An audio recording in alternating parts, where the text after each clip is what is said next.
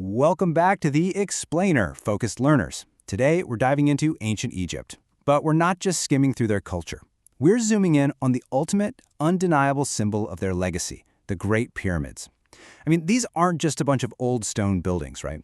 They are an absolute masterpiece, a towering testament to what sheer human determination could actually pull off thousands and thousands of years ago. Let's get right into it. 4,500 years. I really want you to just let that massive timescale sink in for a second. 4,500 years. We're talking about an era long before any modern conveniences existed, yet these structures are still standing tall today. They serve as these incredibly powerful, almost mind-boggling symbols of what humanity is truly capable of achieving. So, of course, it begs the ultimate question, doesn't it? How on earth did they build this without modern technology? Think about it. Today, we rely so heavily on machines, massive cranes, and heavy equipment to construct, well, almost anything. But the Egyptians? They pulled off the literal impossible, using nothing but their environment and sheer organized human effort. It's a mystery that honestly continues to amaze the world today. And the absolute peak of this achievement? That would be the Great Pyramid of Giza, built by Pharaoh Khufu. To put this into perspective, this behemoth held the title of the world's tallest human-made structure for millennia, literally thousands of years. And, remarkably, it's the only wonder of the ancient world that still exists today. The only one. Section 1. Preparing for the afterlife. The driving force behind the ancient monuments. Okay, so to understand the how, we really have to understand the why. You see, for the ancient Egyptians, death wasn't the end. Not at all. It was just a continuation of a person's journey. Pharaohs were viewed as literal gods on earth, so they required their bodies and their earthly wealth to be meticulously preserved through the process of mummification. So these massive stone tombs, they were essentially highly secure vaults. They were designed specifically to protect the pharaoh's eternal journey and, in their belief system, maintain cosmic peace and balance across the entire kingdom. Section 2. Masterpiece of ancient engineering. Solving an impossible problem with intelligence. Let's pivot back to the engineering, because this is where it gets wild. When we imagine moving millions of multi-ton stone blocks, some weighing as much as cars, our minds immediately jump to cranes, big-rig trucks, and advanced machinery.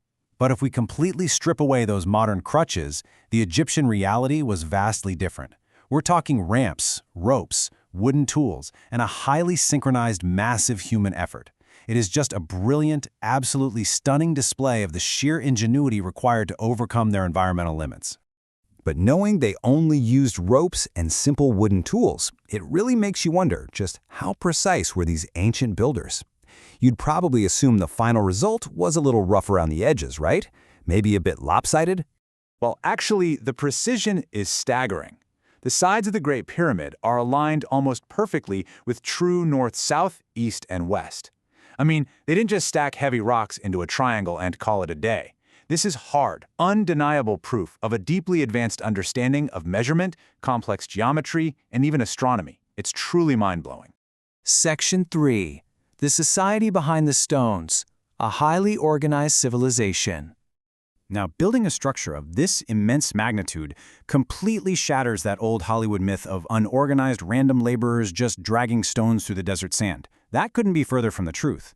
This undertaking required a highly specialized workforce. We're looking at dedicated architects, engineers, master craftsmen, stone cutters, and crucial organizers. Supporting all these people meant managing food, shelter, and tools on a massive scale. So the pyramids are just as much a masterpiece of logistics, human resources, and supply chain management as they are of architecture. In that brilliant, deep organization, it rippled outwards into everything else they did. The exact same societal structure that built the pyramids also pioneered early writing systems like hieroglyphics, they developed highly accurate calendars, and they even made huge advancements in medicine. They really set a rock-solid foundation for countless civilizations that followed them. Section 4. The gift of the Nile, the natural engine of Egyptian wealth. None of this would have been possible without a very specific natural resource, the Nile River. It was a perfect continuous chain reaction. Step 1, the Nile's predictable yearly flooding brought in rich soil deposits. Step 2 and 3, that fertile soil created massive agricultural surpluses, which in turn drove immense wealth and societal stability.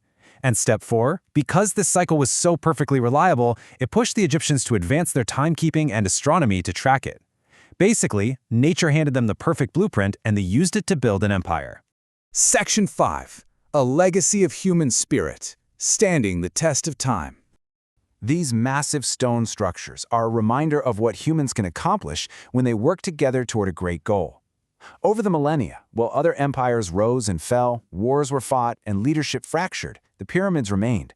They survived harsh weather, shifting sands, and the relentless passage of time. They stand today as a deeply inspiring, relatable reminder of the sheer power of human collaboration and teamwork. You know, we often get so caught up in the idea that advanced, modern technology is the only path to incredible results. But the pyramids stand as a timeless symbol, proving that human creativity, meticulous organization, and unwavering dedication are just as powerful, maybe even more so. Which leaves us with a pretty provocative question to chew on. With all of our massive cranes, our huge trucks, and our vast digital networks, what will our modern society build that will still be standing 4,500 years from now? Really think about that one. Thanks for joining me today on this Explainer Focus, learners. I'll catch you in the next one.